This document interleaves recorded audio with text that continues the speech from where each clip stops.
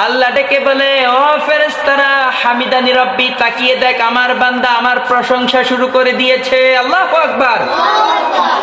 আল্লাহ বললেন, ফেরেশতা, আমি যখন মানুষ বানাতে চেয়েছিলাম তোরা বলেছিলি আল্লাহ ইন্নী জাইলুম ফিল আরদি খলিফা।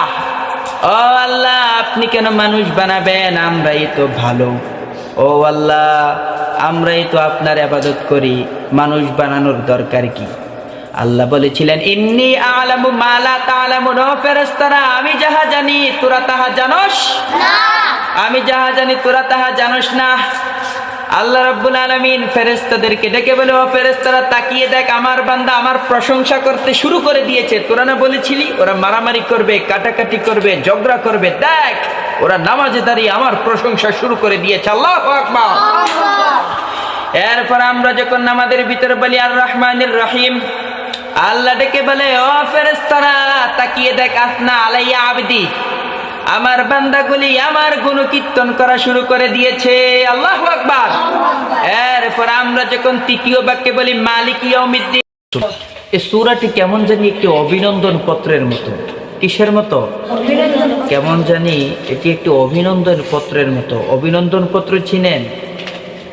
অভিনন্দন পত্র হচ্ছে আমাদের মাদ্রাসায় কিংবা হাই স্কুলে হঠাৎ করে একটি একাডেমি ভবনের প্রয়োজন।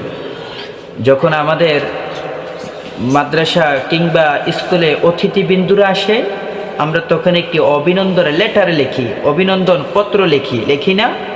আমরা তখন 3টি বাক্যে কথা বলি। কয়টি বাক্যে? 3টি বাক্যে কথা বলি। আমরা সর্বপ্রথম বলি, আপনি সুমহান অতিথি, আপনার পবিত্র ফুলের চাইতে পবিত্র। ঠিক কিনা? আপনার মতন মানুষ দুনিয়ার ভিতর আর একটাও নাই। এভাবে আমরা কি বলি না?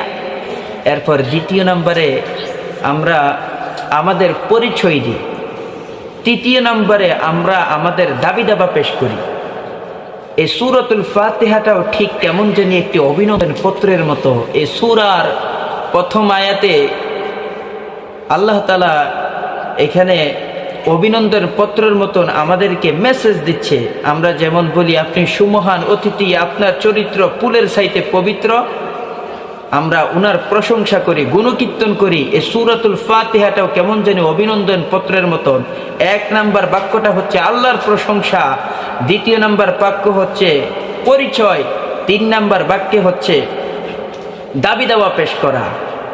এই সূরাটা কেমন জানি একটি অভিনন্দন পত্রের মতো। 4র্থ, 5ম, 6ষ্ঠ আয়াতে আমরা আবার আমাদের জন্য কি চাবো সেটা আমার চাইতে আপনার চাইতে ভালো জানে একজন, তিনি কে? আমরা আজকে ওই সূরা থেকে কথা শুনবো। সবাই বলুন ইনশাআল্লাহ। আল্লাহ রাব্বুল আলামিন এই সূরার প্রথম আয়াতে বলে, আলহামদুলিল্লাহি রাব্বিল আলামিন আর রহমানির রহিম মালিকি ইয়াউমিদ্দিন ইয়্যাকা না'বুদু ওয়া ইয়্যাকা নাস্তাঈন। সুবহানাল্লাহ। আল্লাহ রাব্বুল আলামিন এই সূরার প্রথম আয়াতে বললেন আলহামদুলিল্লাহি রাব্বিল আলামিন, প্রশংসা হবে একজনের, তিনি কে? আল্লাহ।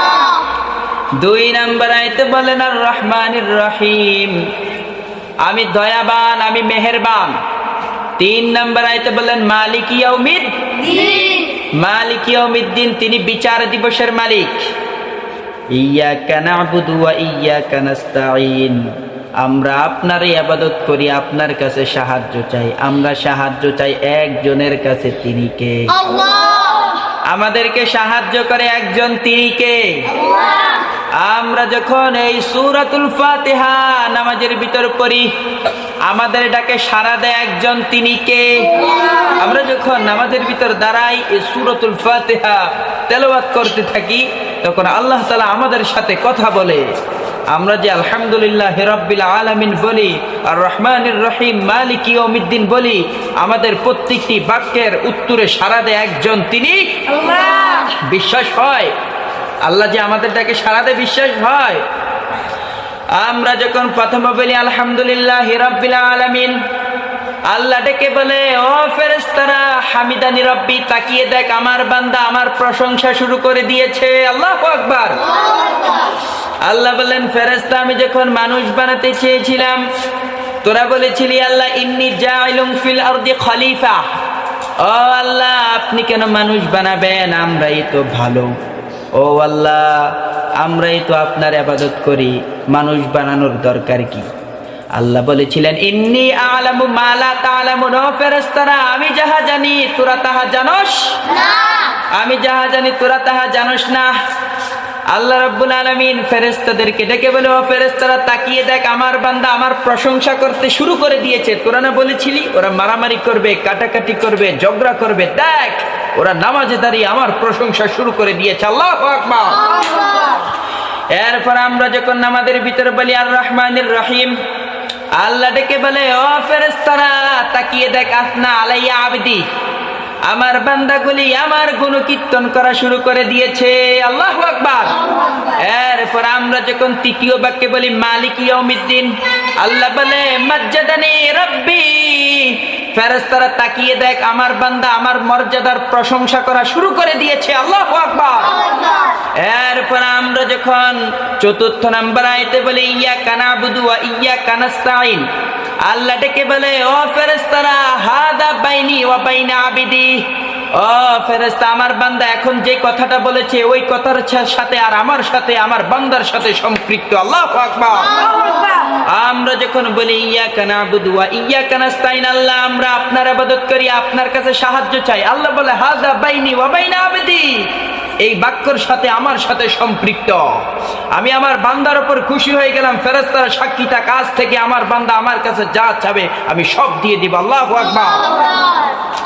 তার মানে আমরা যে নামাজের ভিতর কোরআন তেলাওয়াত করি, সূরা ফাতিহা পড়ি, আমাদের প্রত্যেকটা বাক্যের সাড়া দেয় কে? আল্লাহ। আজ থেকে মনে রাখবেন সাড়া দেয় কে? আল্লাহ। সূরা ফাতিহা পড়ি, এই সূরা ফাতিহার অর্থ জানার দরকার আছে না নাই? আপনি যদি অর্থ জানেন তাহলে বুঝবেন আপনার রব আপনার প্রতিটি বাক্যের সাড়া দেয়, ঠিক কি না? ওই জন্য সূরা ফাতিহার অর্থ সবাই মুখস্থ করে ফেলবেন। এটা যদি মুখস্থ করেন সহজ নাকি কঠিন? সূরা ফাতিহা কখন মুখস্থ করছেন জানেন? কেউ জানি না। কখন যে মুখস্থ করে ফেলছি ছোট্টবেলায়, মসজিদে আসা যাওয়া করতে করতে, মুক্তবে আসতে যেতে, বাবার সাথে দাদার সাথে নানার সাথে, মসজিদে এসে ইমাম সাহেবের মুখে কেরাতটা শুনে শুনে কখন যে সূরা ফাতিহা মুখস্থ করে ফেলছি আমরা নিজেও জানি না। এই সূরা ফাতিহার অর্থ আমরা মুখস্থ করে রাখবো, তাহলে নামাজের ভিতর মনোযোগ ঢুকিয়ে দিবে একজন, তিনি